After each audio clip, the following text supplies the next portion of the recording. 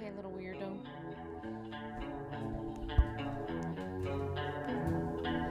Are you comfy? This chair is actually really comfy. Okay. Actually, It's it's metal. but for being a metal chair, I'm super comfy right now. And then I just wanted to talk to Okay.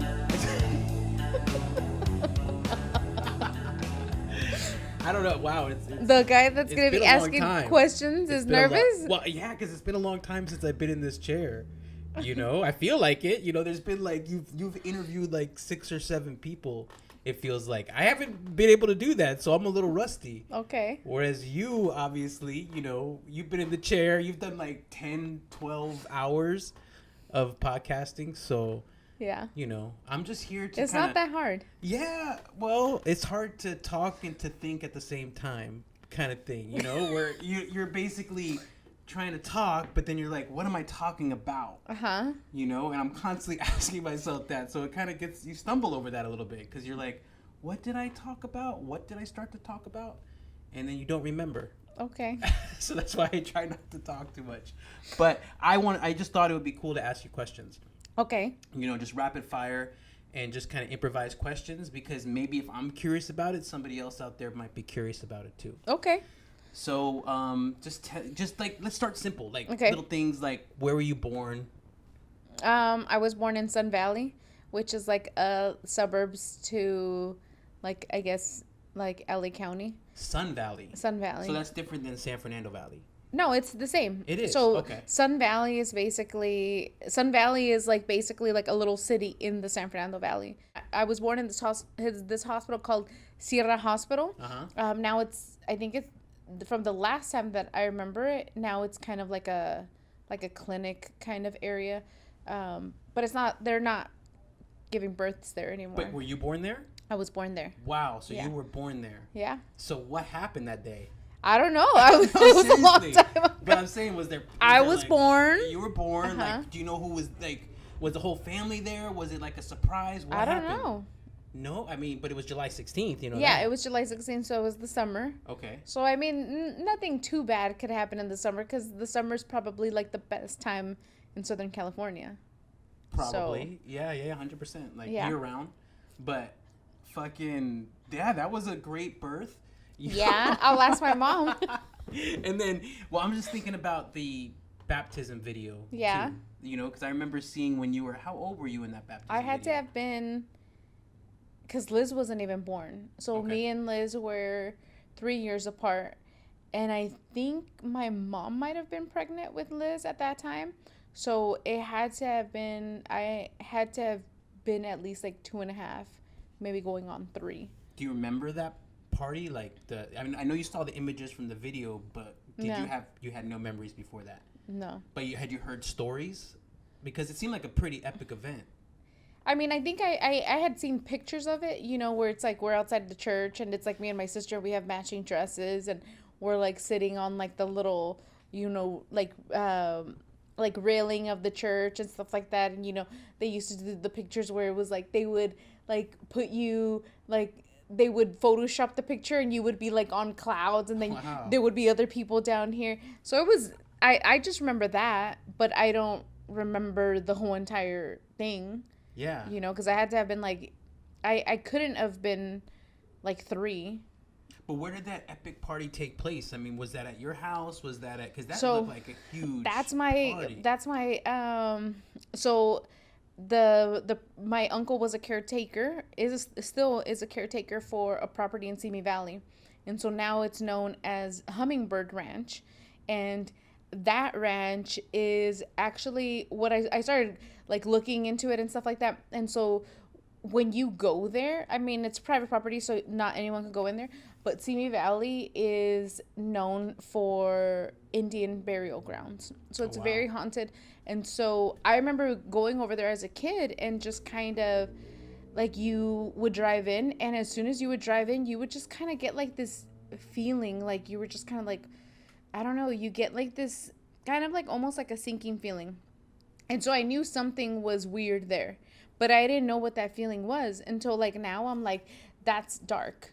That's really dark like energy. So when you walked into the ranch, that's immediately what you felt, or is Yeah. that just So basically, at the time, um, now that it's like total, it's a totally redone ranch, and so what happened is that you would drive in, like there would be a gate you would have to put in the code, and you would drive in, and it was probably about half a mile before you actually got to like the actual house. oh wow, So it would basically wind up, and as soon as you would pass that like gate, you would just start to feel like that sinking feeling of inside like, of you, this is huh? weird. Like it was constantly like you kind of felt like people were watching, that kind of feeling. It's a beautiful place, but it's just it's just creepy.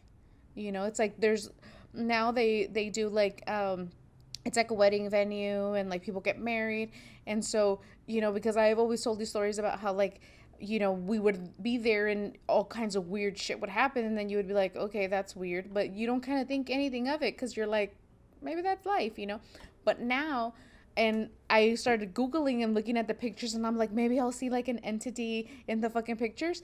There's all these people, and they're like all, they're like in gowns and everything, and So you're it's like completely different. completely Yeah, different, yeah, and you're yeah. just kind of like, there has to still be some weird ass. Yeah, because you can't get rid of No, that energy, or can you? I don't think so. Like first of all, do you believe in ghosts? Yeah, You do believe in ghosts. yeah. Okay. I don't think it's like a ghost thing. But what do you think? What do you think? I think it's just like an energy. Like, it's like, especially if a lot of like really bad stuff happened there. Like, you're not just going to be able to, like, it's not just going to be a ghost and the ghost is going to be like, boo. That's It's true, more yeah. like you're seeing like this weird, like a lot of weird stuff happening, you know? Have you felt that anywhere else? Yeah. I mean, when in the house that I grew up in. Really? Yeah. And that's different than the house that your family lives in now. Was Yeah. a separate house that you grew up in? Yeah, I grew up in one house, which was in San Fernando. I grew up in San Fernando, so my childhood house was on Hollister, and so Hollister, it was like a 2-story house, and my mom used to say that Little Butt used to see all kinds of, like, she would never want to go upstairs. She would say, no, there's a lady at the top of the stairs, and she wants me to go with her.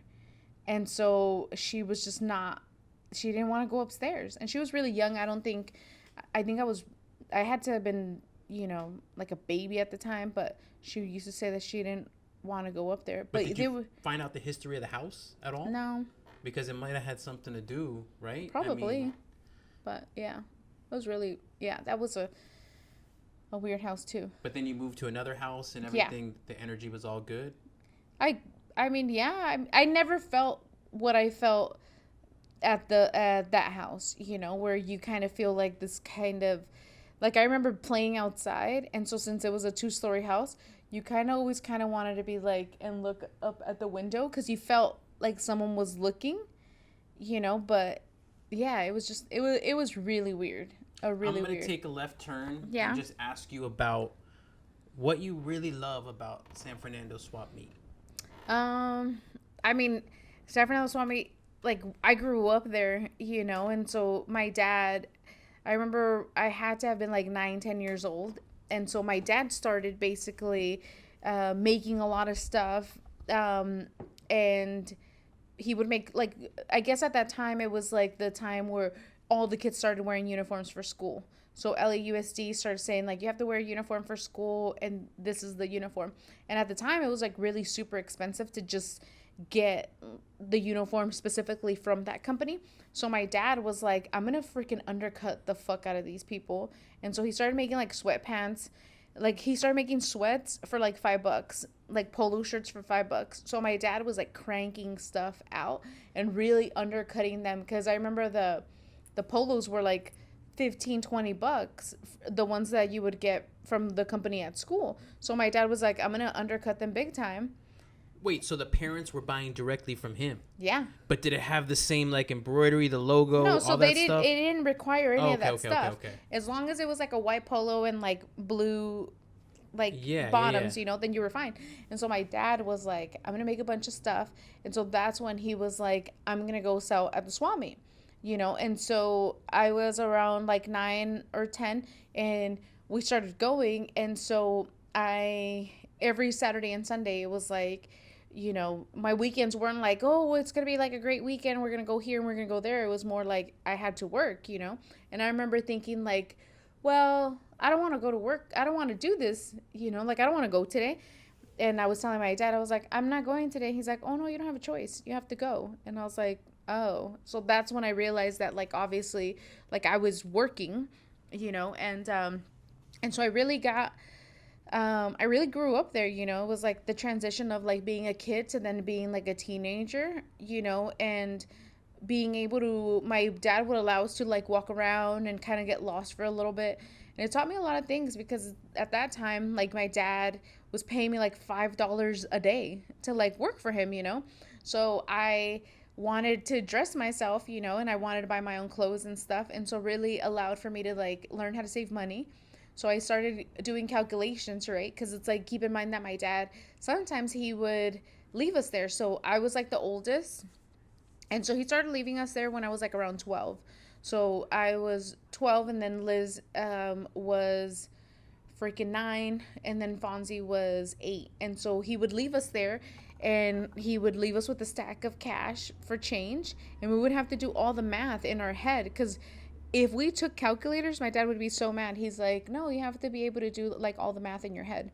And so it was all three of you kind of working together. So it was all three of us all working together. And so we would basically set up like a whole entire booth, and then arrange all the clothes. We would size it. We would do all that kind of stuff.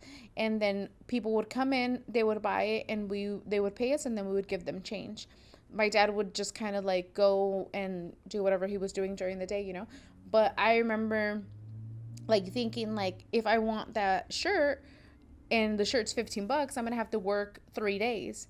And so then that really allowed me to kind of like have that, the saving mentality of like, if I want something, like I'm going to have to work this many days and, this and that. And so. And until what age did you work at the swap meet? I think I was maybe like 13. I think by high school, I wasn't doing it anymore. My dad kind of switched. So where was your money source? So I remember when I think I was like 16, like 15, 16. I ended up getting a job, and it was my first job. So I ended up basically working at Pizza Hut, which was my first job, and it was also there in San Fernando. So yeah, I would just walk to work. And that was your first job, and you were really good at it, I heard. Like, I've actually talked to some people from back in the day that worked with you, and they said that you were in some kind of contest. Yeah. I mean, that was, so yeah. I've always been fast with my hands. And so they had like this stupid contest, and they were like, oh my God, like, let's see who's the fastest cook. Making a pizza. Yeah, making a pizza. And so there is requirements to making a pizza. It's like you have to have enough sauce, and there's like measurements for all of the pizza. It's not like you could just dump stuff, because if you just dump stuff on a pizza, it doesn't cook properly. Okay, so it's like everything has to be like measured, and obviously for inventory purposes, you have to measure everything because you have to know where everything's going, right? And so there was like a cup and a half of cheese for like a large, and a meat, all that kind of stuff. And so you had to do like a full pepperoni, like large pizza. And I think it was like either 50 or 75 pepperonis that you had to put on this thing. So I had like a method, and so I've always liked being really efficient with basically anything that I do. And so I would stack up pepperonis, and then I would just kind of like start kind of tossing them out, but I would make this really cool design.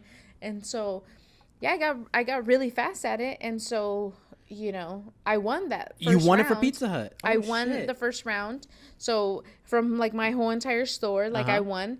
And then I kind of was like, I got really discouraged because I had to go to another store, right? And so to compete with them.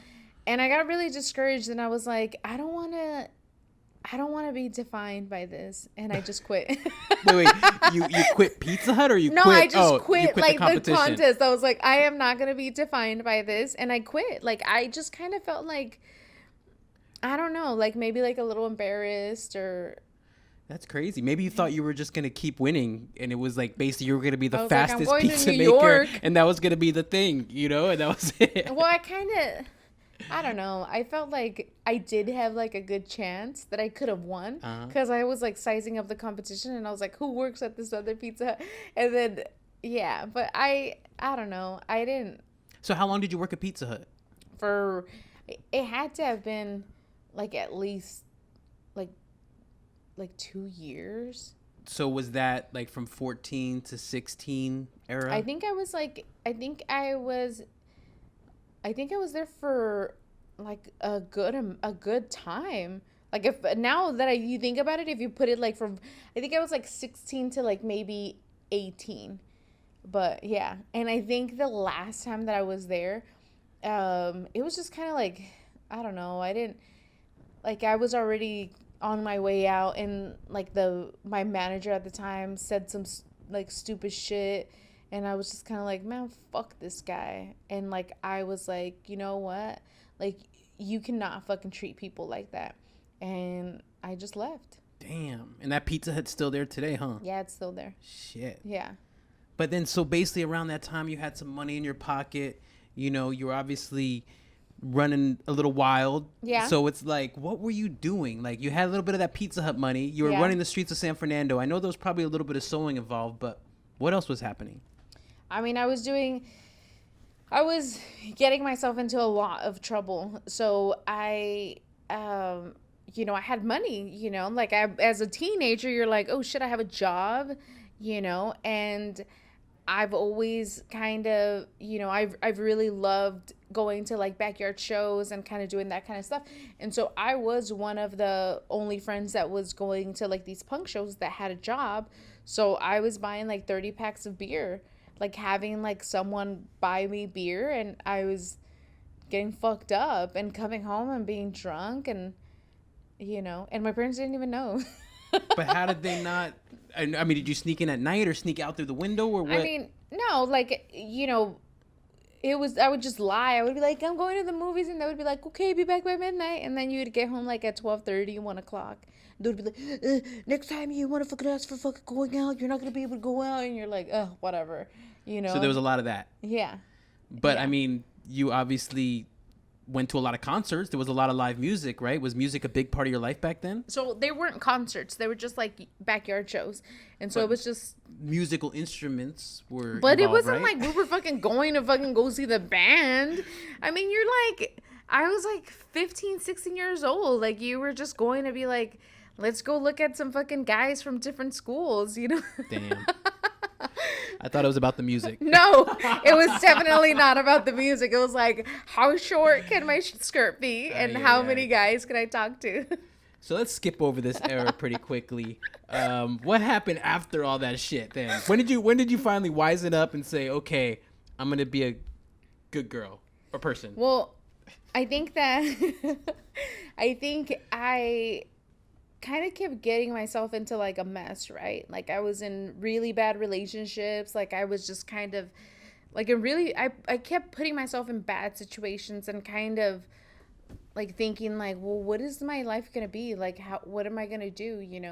And so I think it was like, it totally feels like something where it was like the lights just got turned on, and I was just kind of like, I need to fucking change it, and I think it was really like changing like mindset, like distancing yourself from like certain kind of people, and just kind of like allowing yourself to be like who you really wanted to be, as opposed to like allowing yourself, instead of like being the person that you think everyone wants, but I really don't know when the lights finally got turned on, but I was just kind of like, I need to fucking figure shit out. And is that when you moved on to the Orthopedic Institute? That's where I met you at when you were working as a receptionist for the SCOE, Yeah. And so I think that like before then I was working at with my sister a little bit, and then all of a sudden like I got fired from that job. Damn. And so I remember I had a friend, and he was like, hey, they're hiring a medical records person. And I was like, I could fucking charm my way into like fucking medical records. Like, medical records has, like, you don't need a college education for medical records, you know? Right. And so I was like, so I interviewed for that position because, you know, my friend had recommended me.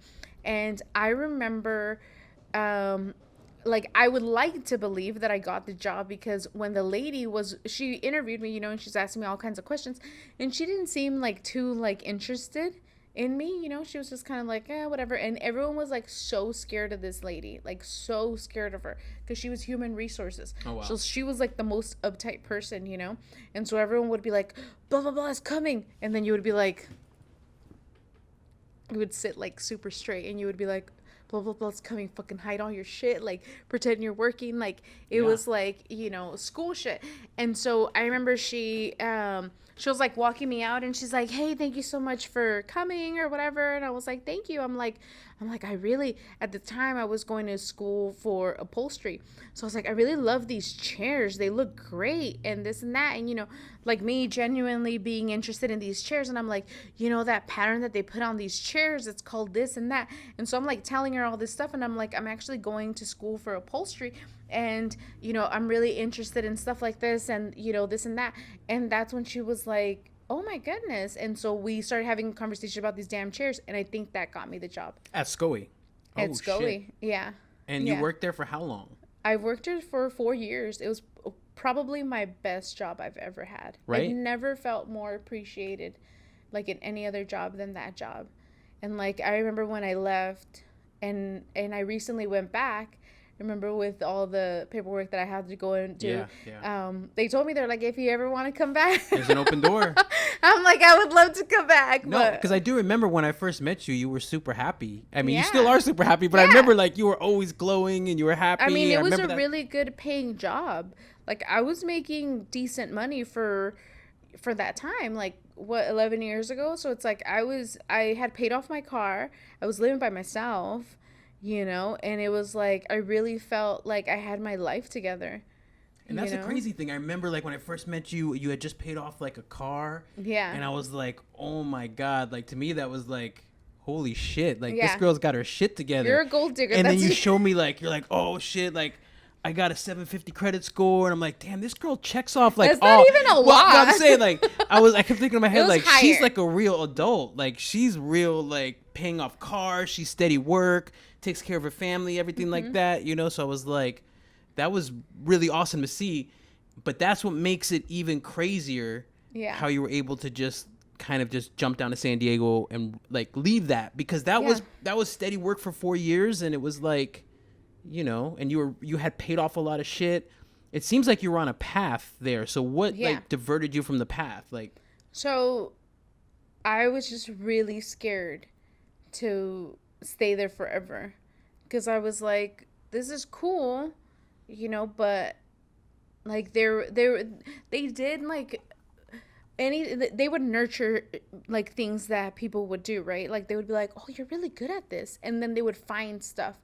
But for me, I could never find anything, you know, where it's like I could grow with this company, you know. So I was just kind of like, dude, like this is like a cool job right now, but I don't know if I could stay here forever. Like, could I raise a family here?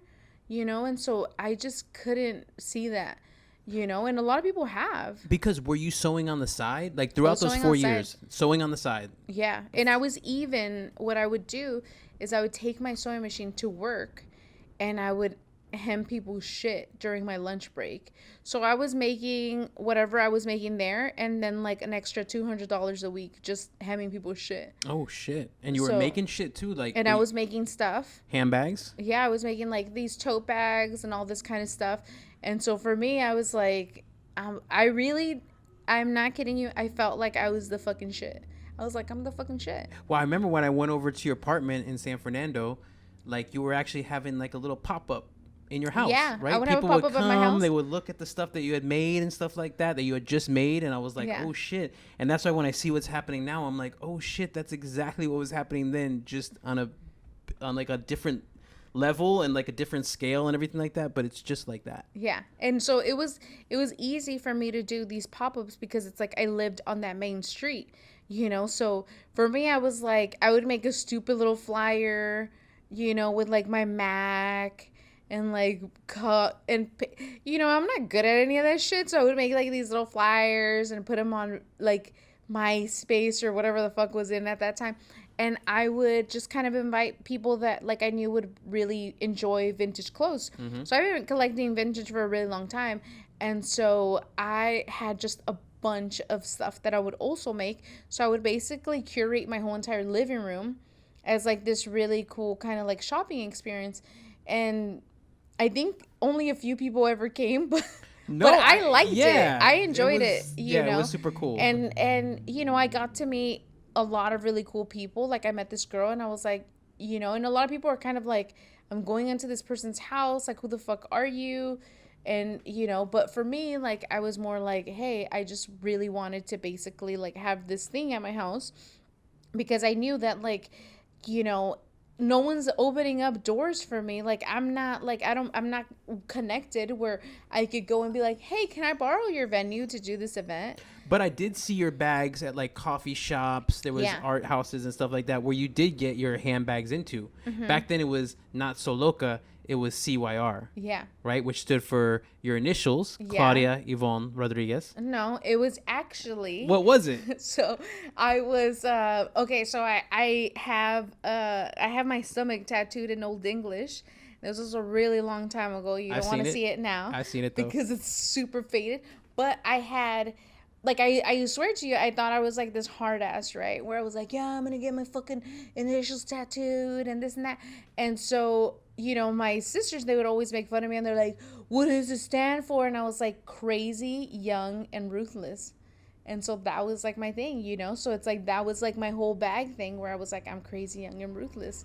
I'm not young anymore, but I'm still ruthless. But those were the bags back then, But right? that was, like, the whole thing. And so, I basically, there was this coffee shop right there in San Fernando, and I loved going in there, and that was like the place for like cool kids to hang out and like people to go and like, network and have like these things, And so I went in there one day, and, I've never been like embarrassed in the sense of like putting myself out there. And so I was like, hey, would you guys be interested in, carrying these handbags on consignment? Like you could just have them and whatever sells, if not like whatever, And they were like, yeah. And I was like, oh shit. And so that's when like my head got big, where I was like, oh my God, I'm like the shit. And like, but I mean, that's like, that was like one of the times where I kind of felt like I was like, wow, like life is kind of like looking up for me. And it's a huge step. I mean, like, anytime you put your bags out there and then somebody buys it, I feel like even now, right? It's always like a huge serotonin drop because you're like, oh my God, like that's such, like you made that, you upcycled it, you designed it, and then somebody just comes in and they buy it. So funny story is that when I was living on 4th Ave, basically what happened is that the lady that lived right next door, she had a daughter. And I remember when I was moving in, I had maybe a basket, and it had it was stacked with tote bags. And I guess the little girl opened the door and looked out, and she was like, what the fuck? And so there was like a stack of them, because I kind of like just was going up and down the stairs and would leave stuff on like right outside the door. And then as soon as like it was kind of full, then I would actually start putting stuff inside. And so the little girl, like I was like opening up the door and putting all the stuff in, and her mom and her come out the door, and she's like, are you the girl that sells the bags at the House of Brews? And I was like, yeah. And they were like, we have a bunch of your bags. And I was like, oh my God. And so that was like, like it was like a good feeling, because you're like, oh my God, like I don't even know these like people, and it's like, and they're like really excited about it.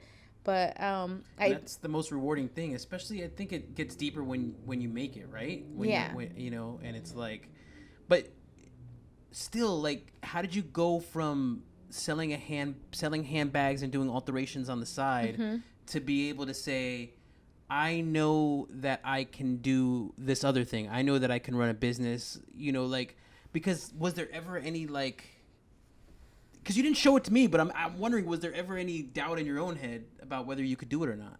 I mean, I think that like obviously, like I don't like to be in debt.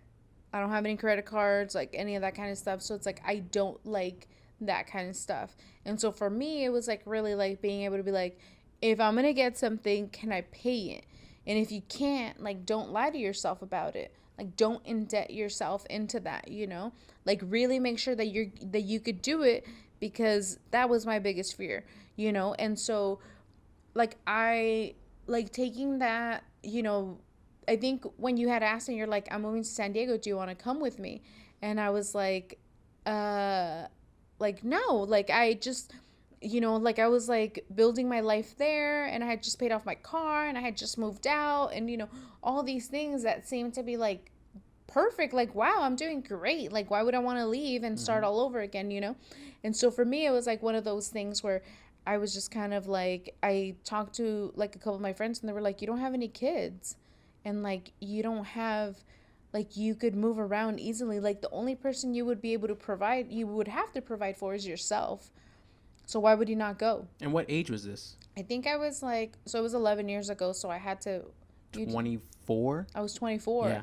And so I was like, I'll fucking move to San Diego. And, you know, and if anything, like I was always like in the back of my mind, I was like, if anything, like I'm not above getting like a job at, you know, a restaurant or anything like that, you know? Like I was like, dude, fucking like I'm down for anything. I'm down to work, and I'm down to like make money to survive, you know?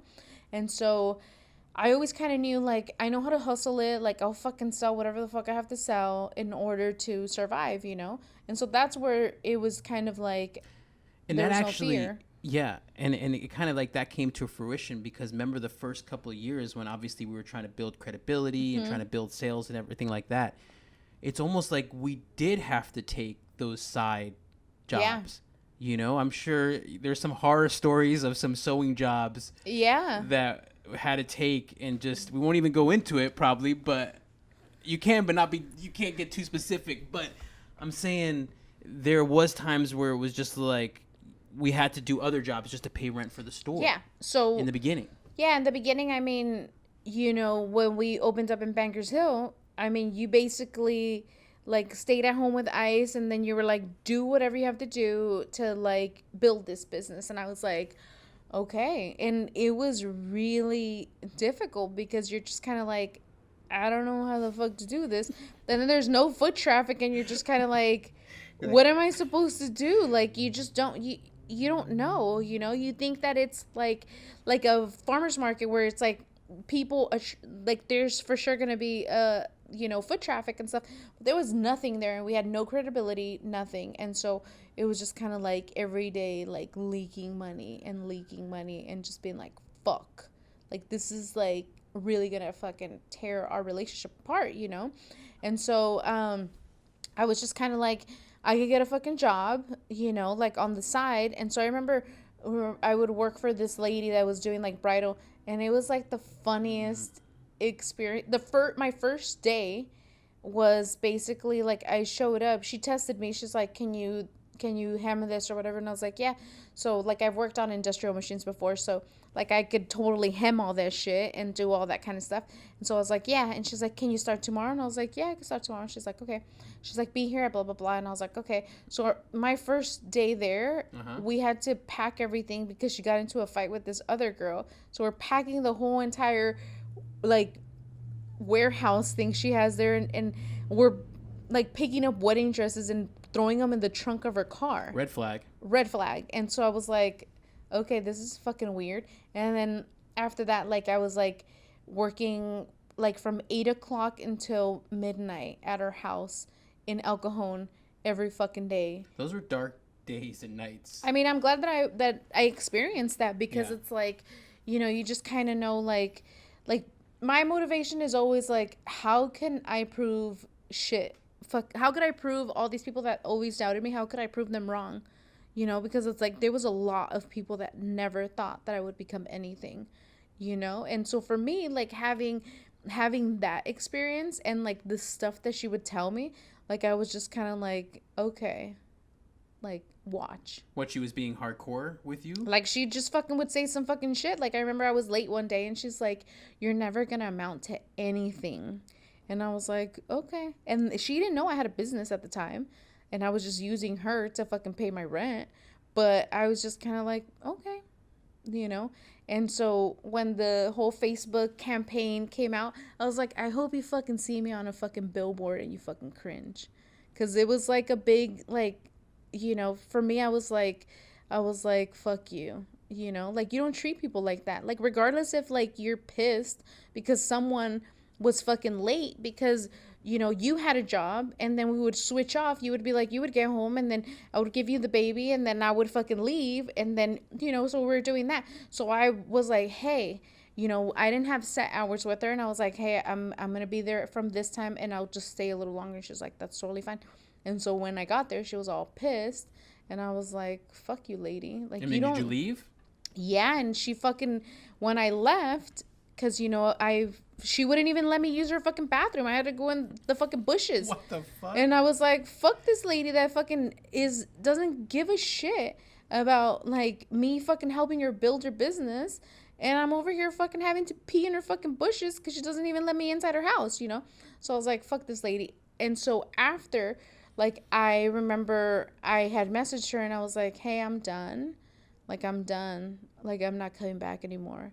And she was like, okay, I'll see you tomorrow. And I was like, all right. I'm like, I fucking told you what I had to tell you. And then I remember she was kind of like holding like this check from me.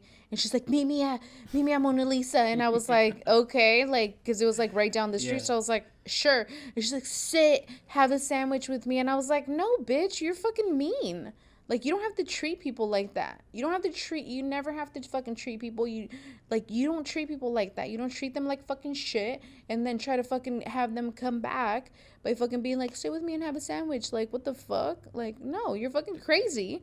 And so I was like, look, I worked for you for those days. I deserve that check. Just give me my fucking money. And she was like, fine. And she gave my money. And then after that, I never went back.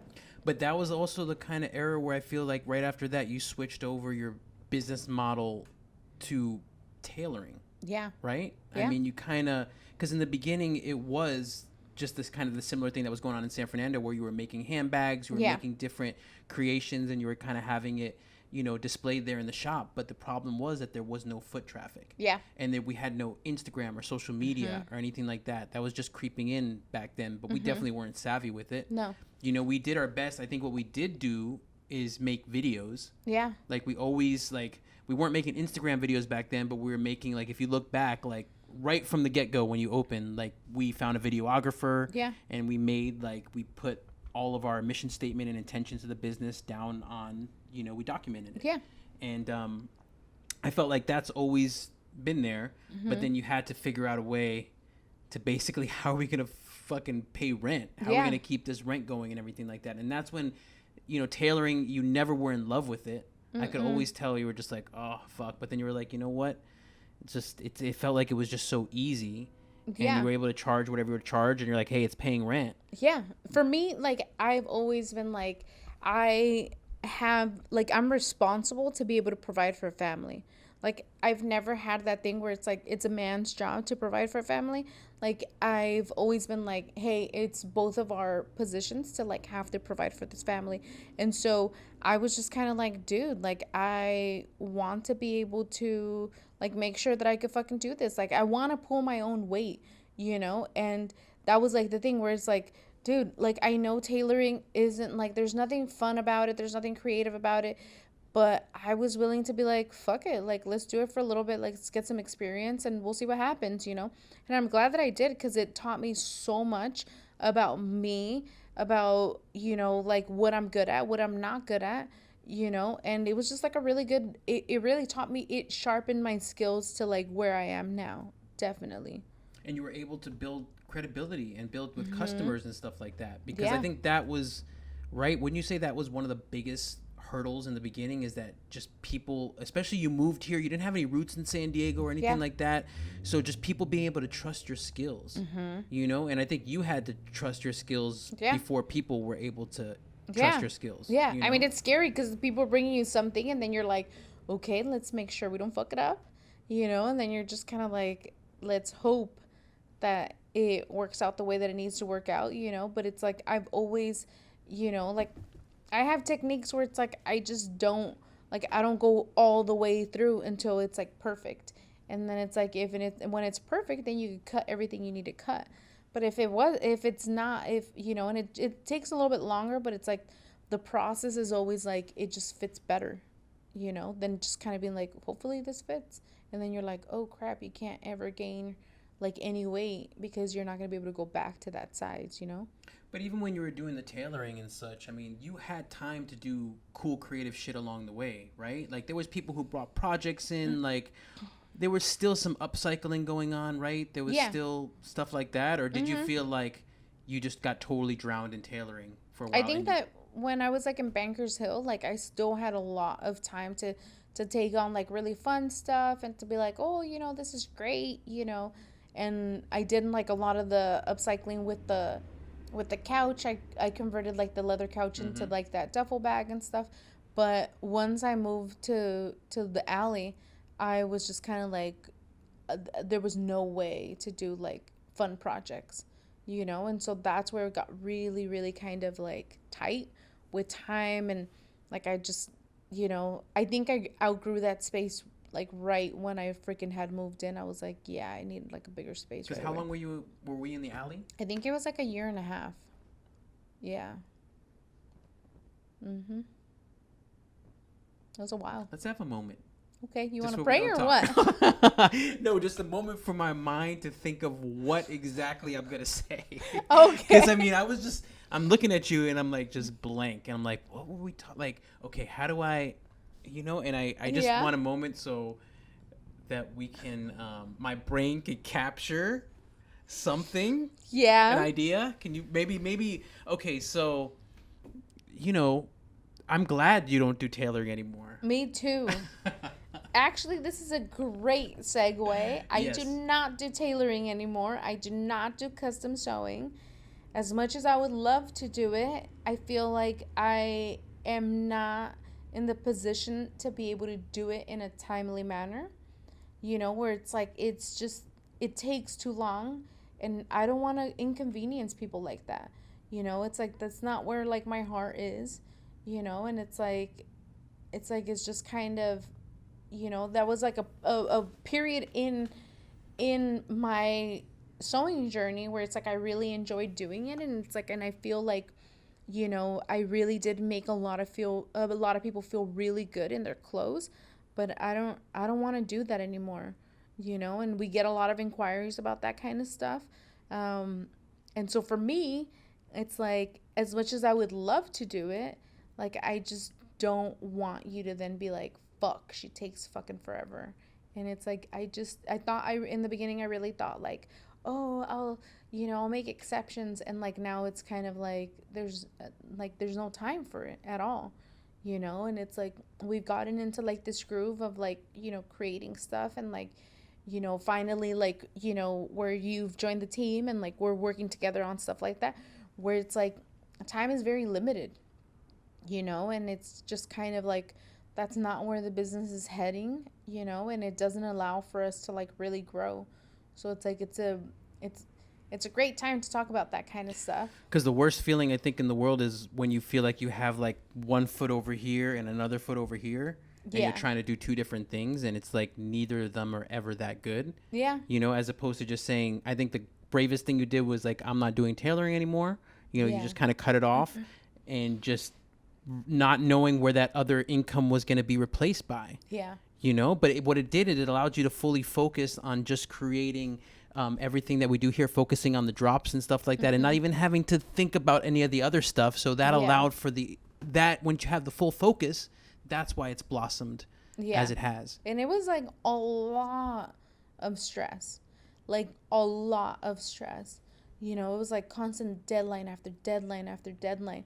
And it's like you're having people come in to try on stuff, and you're like, rushing back from like Hillcrest, from picking up ice to like, eating a fucking sandwich in the fucking car, to like then being like, all right, we're going to get there and we're going to run in. Okay. And she's like, okay. And then you're just kind of like, and then people are waiting, and you're just kind of like, is this the tailoring you're talking about? This is like all tailoring, and so it was just, like, you know, and then people's expectations, and you're just kind of like, fuck, like, you know, and it was a lot. Like, I didn't know how stressed I was until I started making masks. And then I was like, damn, this is fucking easy fucking sailing.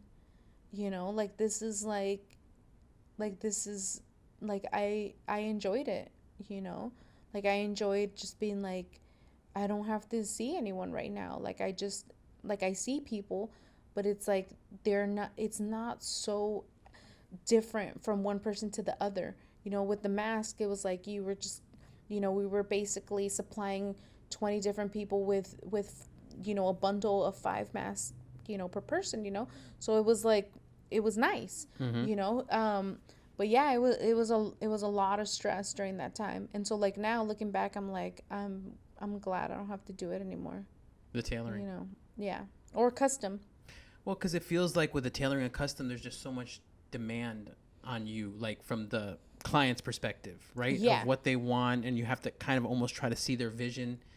You basically now, the only struggle you have is somebody can either buy it or they cannot buy it. Yeah. You know, no pressure, but you get to create, and it's just that, and then it's basically you're fighting with yourself. It's Yeah. like your vision, and you sometimes you're able to put your vision out and not have the fear, and sometimes you aren't, and but you're not having to deal with all these multiple different customers kind of Yeah. telling you what you should be, you know, like it's Yeah. just it got to be too much. Well, it was like, it was basically, I remember I had to do like a bunch of like either, you know, Yardage Town or Joanne's trips, and you're buying stuff, and you're like, dude, like, at this point, like, I'm not making money like charging people anything, because it's like, you know, like, the expectations of what something custom, people assume that it's like, oh, it's gonna be this much, and you're like, no, it's like this much, you know.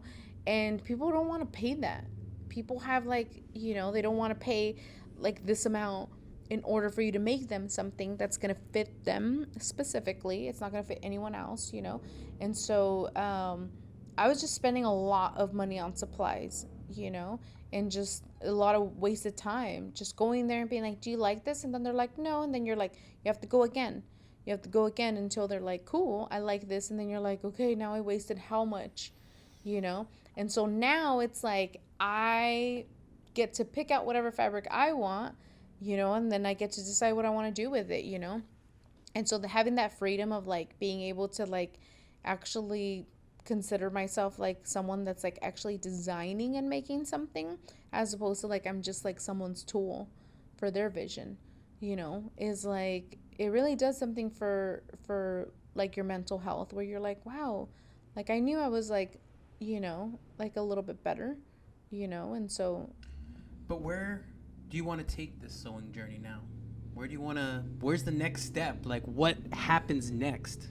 I think that, like, obviously what we've been doing now has definitely been influenced by like my upbringing, you know, and like a lot of like, you know, that kind of like realizing like all this cultural like stuff, and you know, just kind of like really like delving into it, and just taking a lot of comfort on that, because it's like, you know, I think that that's really what got me through like the pandemic, you know. And so for me, like, I've always really enjoyed like really funkier stuff. And so I really want to explore that other side, you know, and just kind of take it there, and, you know, like still do like a lot of stuff that's cultural, but it's like I do want to like make it to where it's like it's transitioning into like who I am, you know, as a person. Are there different layers to Claudia? Yeah. I'm So very, wait. I have a lot of depth. Is there even layers that I haven't seen yet? Yeah, I think so. Oh shit! So I'm Yeah. kind of ready. You Yeah. know, I want to see. I more than anyone want to see what's next. Yeah, I think that like obviously, you know, there's always like that fear, right? Where you're just kind of like, do you like this drawing that I draw? You know, it's like presenting it to someone, and then that one person that you're presenting it to says, that's interesting. And then you're like, you know, but it is like one of those things where it's like, that shouldn't like prevent me from not wanting to do stuff. It's more like, you know, it's like I think that I need to be a little bit more stubborn with how my vision is, and just be like, this is it.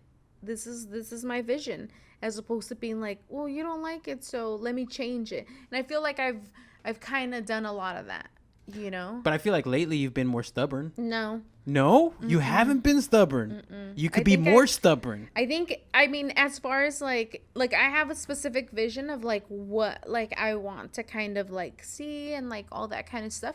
And I don't think that I've really kind of like gone in that direction yet. And so like I'm really wanting to go into that and just kind of like see where it goes. Can you give me some hints of where you're gonna go into? Like maybe just some, drop a couple of little things, like a breadcrumb, a breadcrumb. Like I've always loved like a lot of mismatch. I'm all about mismatching. I do not like anything that matches. Like I that's never been appealing to me. Like my eye always kind of like, my eye likes busyness. And so I've always been attracted to like a mess. Like I've always been like, "Ooh, that's interesting." If something is like neat, it's not appealing to me. So for me, like I incorporate that kind of stuff where it's like, I don't want you to look like a mess, but I do like for things to like, for there to be different patterns on top of different patterns. And so I like that kind of stuff. What do you call that? What I just said, patterns on top of patterns. Patterns on patterns? Patterns on patterns. Patterns on patterns, okay. Yeah. Okay. How many patterns you got? A lot. Exactly. So tell me, okay, so that's a breadcrumb. Yeah. And then so you like for things to be a little bit mismatched and everything like that. So are you going to do something like more on the t-shirt level, or like what? I mean, I like think clothing still, or what's? Yeah, like I'm still going to do clothes, but like I want to take clothes to the next level. Like, I mean, excuse me. I think t-shirts are cool, t-shirts are cool. I'm not trying to print on t-shirts or do any of that kind of stuff, right? So it's like I'm trying to like make the t-shirt from like start to finish. But I'm also trying to like incorporate like these like bed sheets that we found, like these things that we found, into something that you could wear, that you're just kind of like, that when you're seeing something like that, then no one has that, and so that's like my thing where I'm like, I want to be able to like make all this stuff and like where it's not something that you're like, oh, I'm gonna go here and they're gonna have it, so it's like I really want for there to be like a lot of stuff going on. There's always a lot of stuff going on with you, Claudia. Yeah, I know. So what is there anything you kind of just want to dip out on? No. Is there anything you want to, is there anything you want to say? Is there anything, why did you decide to have your hair go gray? Well, I've been graying since I was 15. This is my natural hair color. That's your natural fucking hair color? I would show you my pubes, but then it's gonna look like we're filming a porn. But they do match the drapes. The fucking curtains. The curtains match the fucking carpet. The carpet matches the curtains. The carpet matches the curtains and the drapes. The drapes. The drapes match the curtains. The curtains and the drapes. No, wait. But they basically match gray on gray. Yeah. I got gray pubes is basically what I'm saying. But yeah, so I've been gray since I was 15. So I started graying when I was like 15. So I was really young, and I was just kind of really tired of having to dye my hair black when my hair wasn't black anymore. And so I have pictures of like how my roots would be growing out and then my hair would be black. And I was just kind of like, that is so bad right there. And so I just, like, the maintenance of it was, like, insane because I had to do it every month. And I didn't want to do it anymore. And I was like, you know what? Like, I think that women have it, like, really hard where it's, like, there's, like, all these expectations of, like, how we should constantly, like, look good and how we constantly have to look a certain way. And youth is everything to women. And, I don't know, I kind of sold myself on this thing where I'm like, you know what? Maybe God gave me this hair for a reason because I'm wise or some shit. I don't know. Like, I just, I was like, and I still do believe, like, I'm like, there has to be a reason why I have gray hair. I don't know. Like I must be like a wise little old lady or something. And you make it look good. I mean, you did go through some awkward stages. There was maybe Yeah. like a year and a half of just awkward colors and lengths and everything like that. But well, I where cut it it's- all off. You cut it all off, and then it Yeah. went really short, and you had like a little thing going on, like a little Yeah. mohawk thing in the front. And I mean, there was definitely some crazy hairstyles there that Yeah. I just kind of had to, be quiet about, and just like I knew it was going through its process. And if this was the end result, then it was all worth it, because this does look like better and sexy and beautiful and lovely and all those great things that you it's are. the shampoo, because I wash my hair with very expensive. Maybe they could be our first sponsor. I don't See? know. What is That's it? a good ass shampoo. Right, that's a good ass That's a shampoo. Look at good- this shit. I mean, wish come on. my hair was down right now, but I had to put it up because bitches gotta get shit done, So yeah, I got my second COVID shot today, so maybe tomorrow I'll be dead. But no, I think you'll be all right. You're fully vaccinated, and you're, I'm happy. ready. I'm ready. I just need to get waxed, You but need to I'm get waxed, but vaxxed. you're vaxxed, yeah. But yeah. But I mean, it's always great talking to you. I mean, it's always great having you here. thank you. It's always This is great. my studio. It's always just great seeing you and catching Thank up, and you. I feel like I haven't seen you in at least 30 minutes. But you're still as beautiful as always. You're still as charming as always. I am very charming. And you're really good at sewing, and I love you, and Ice loves you, I hope so. and happy Mother's Day. Thank you, because it is Mexican Mother's Day today, so It's Mother's Day I have a part lot two. of expectations for you guys. We're about to get on that right now. Yeah. So, Babe, thank you. yeah. For just being have yourself. any more. You don't have any more I questions. didn't even have any questions. That was totally winging it. I just went through your whole little... But it brings us to present day. Yeah. From Claudia when I first met her. I remember that smile. You still have that same smile. And I just remember you being very friendly, Yeah. but then also very harsh at the same time. Harsh. Well, very, you always had that, you were able to be super friendly, Uh-huh. but then also you were able to like hold your ground too. Like you had these dueling personalities that Motherfucker, I'm just saying that was one of the first impressions I had when I met you. you were super fucking persistent as a motherfucker. Yeah, I wasn't saying it was a bad thing. I'm saying, oh, that's what intrigued me. I was like, oh, I like the whole, like keeping me on my toes things. And that's why I was persistent, because I'm like, oh shit, this girl, no matter what, is not going to be boring. No, I am not boring at all. That's a good way. Oh my